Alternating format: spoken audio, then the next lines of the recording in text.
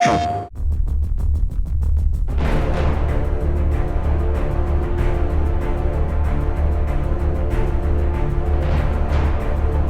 everyone, I'm Jesse Cox, internet guy and Final Fantasy XVI fanboy. I am here today before the pre-launch event with the cast of Final Fantasy XVI and the man, the myth, the legend himself, Koji. So before we jump in, I think everyone wants to know, first off, who you are and, more importantly, who you voice. I'm Nina Indis, and I voice Benedicta Harmon, Warden of the Wind, Dominant of Garuda. My name's Ben Starr, and I play Clive Rossfield. My name's David Menken. I play Barnabas Tharm, Dominant of Odin. My name's Ralph Einson. I play Sidolphus Telemann. My dominant is Ramu. So I'm not sure if it's set in for you yet, sort of the whole experience or just being a part of this cast. I'm having an out-of-body experience. I think like we're all feeling that, right? Yeah. The scale of like seeing what this game is kind of dawning on us because it's been such a private thing for all of us for so long. To come back and see what it was all for is suddenly like, oh my God. I didn't realize what a big deal it was and how big the franchise was until like recently, until all the launches and all the press. I've been like, wow, this is huge. It was a secret for a long time. I know we changed the names during the auditions. Like Clive was Clint, I think. Richmond. Clint Richmond. Yeah, yeah. And the dominants were demonites in the thing. Yeah, I remember that. Considering I have you here, Koji, what was it like trying to keep that all a secret, but also direct people, also stay in the booth and wrangle them? What was that experience? I mean, it was kind of overwhelming. I mean, I had had the opportunity to work on my previous projects on Final Fantasy XIV, Final Fantasy VII, Dirge of Cerberus, got to go into the studio and work with the voice actors before, but this time it was a little bit different because the voice recording in English was first, because we're doing all the facial capture from English, voice recordings from English. It started with having to decide on the cast, and that was all pretty much on the English team to decide. And so it's finding out, okay, what are going to be, the voices of these characters, who are the actors that we're going to get to play them, and then kind of bringing them to life in the studio. The refreshing thing about this whole process has been the fact that because it is English first, we have been able to kind of like bring a lot of ourselves to these characters. And I think that kind of like, hopefully it comes across in the game, right? Where we see that. It's been such a liberating experience to kind of like build the characters from the ground up, which has been really lovely. For me, it was mostly to just go in this session very open and ready to explore and do whatever you guys would direct me to do. It was kind of like an exploration session, and I felt so free to just explore and fail and do things in different ways. So that was kind of my process. Two things we did have on this project, which you usually don't when you're recording a game. We had fun, and we had time. What was great was that we would come into a session, or at least I did, where we could actually talk about what was the point of what we were saying. Koji and the team were there, and they were explaining exactly why this was happening, and then I could say, well, actually, do you mind if I try saying it like this instead? And you guys were so open to everything like that. That comes across really well. In the game, the voices show the time put in. And so to hear you explain the process of how it all came to be is really enlightening because it's there. It's, on the page or in the game, for example. And it's very, very fun. And so, yeah, I love that. What was that like for you then?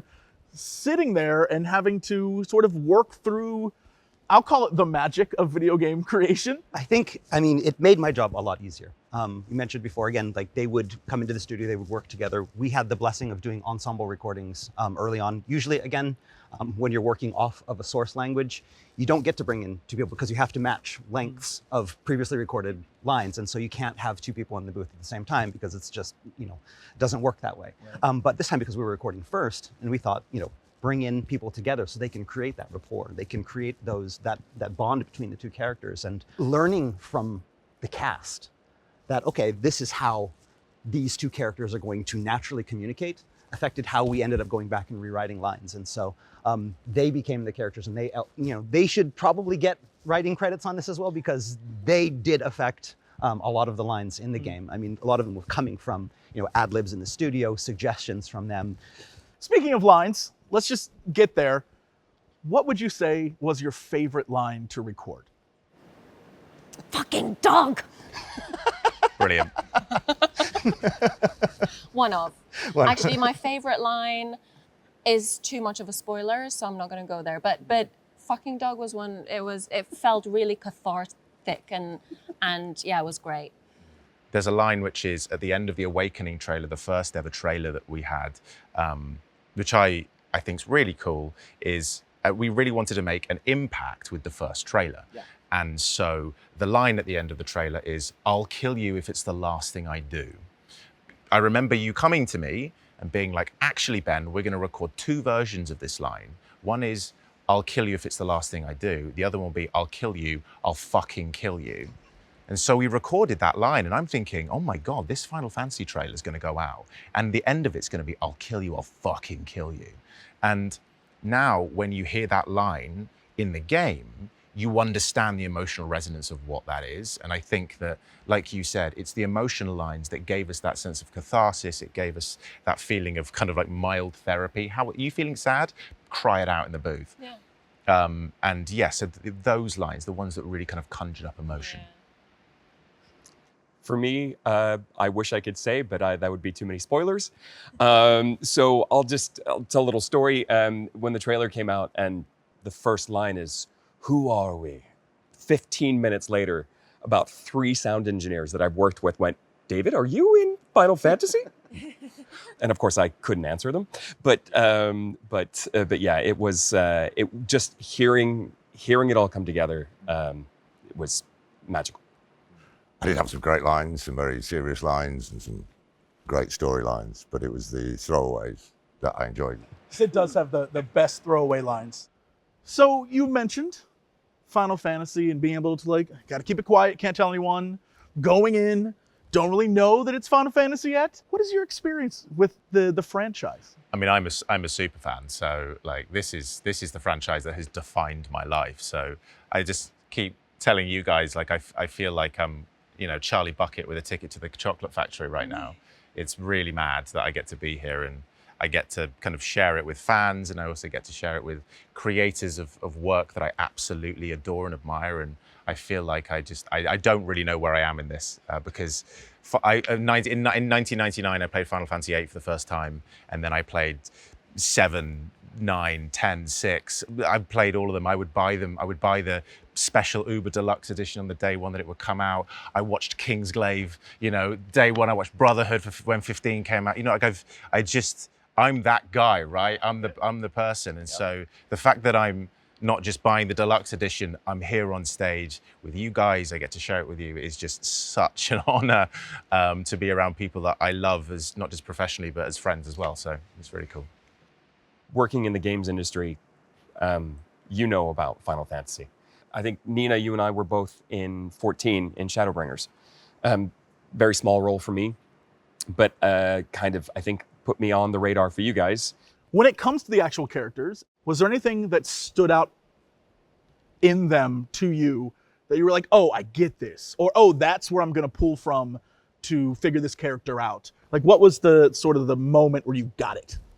It's for me very much with the military history of Sid and his having served in the Waluda Guards and all of this kind of stuff, and thinking of his history and how he's lived his life, his adult life, and how that has burnt that kind of gallows humor. When you're playing a character, you can't just play them as, evil or whatever. You need to find out what it is that drives them. And I think it's, faith and sacrifice.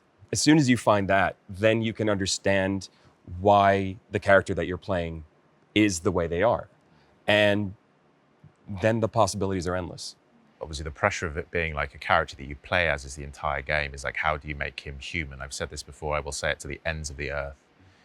So it's try and make him within that mold as relatable as possible. And all I could do is just draw on my own life experiences.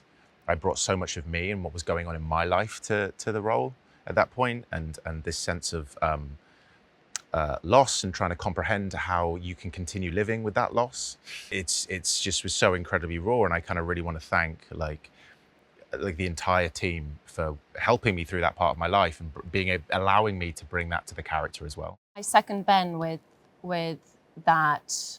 I draw upon what's happening to me as I'm recording. To be able to play each scene as authentically as possible, I kind of have to put myself in the now and draw upon what emotions I have available in that moment. Sometimes, you know, we'd record a scene and I didn't really know exactly what would come out.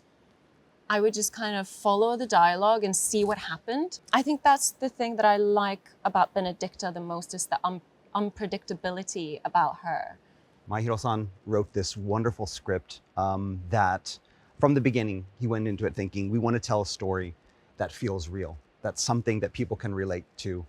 Again, it's a Final Fantasy, so it still has to have that kind of Final Fantasy feel to it, but we want to go beyond that. We want to make it something that's visceral, something that's relatable, and figuring out how to do that. And figuring out how to make something relatable is just making the characters, you know, be themselves and bringing that humanity into it. That yes, we have these fantastical characters that on the inside are these, can turn into these, you know, giant fantastical beings, but at the core, they're human. They have their flaws, they have the things that drive them, they have the things that they love, and all of those are going to be so different, and they're going to come together and clash in different ways.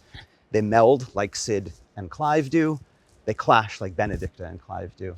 And just seeing that kind of, it's intertwined and it's so complex, and then kind of throwing the ball to these guys and having them put their life experiences into it, their past job experiences, their whole selves into these characters and letting them kind of run with it. I think that's the only way to do it, because if you try to force lines onto it, then it just ends up sounding really unnatural and not something that you can relate with.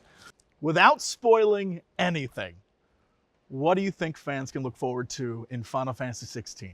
Every single character in this game is so well written and so well acted, and yeah, getting to know every single character, I think people should be very excited for that. For me, it's the story. It's just such a good story, and you can expect just, as Yoshi P has said, it's a roller coaster. It's a ride you get on and you really don't want to get off. It's going to be hours of your life. I can't believe it, because it's crazy to think that people are going to spend weeks, months, they're going to come back to it. The fact that it is time well spent. But I think this game has humanity in the characters, which means that in heavy, serious situations, people make jokes. They do light things to try and encourage each other. And so that humanity of the game, I think, is what sets it apart from a lot of others. I mean, it's an emotional roller coaster ride.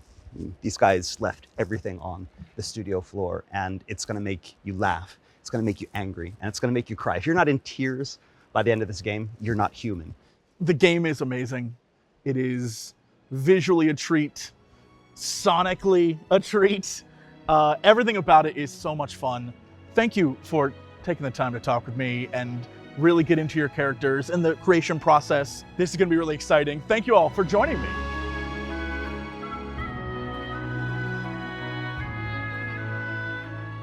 PlayStation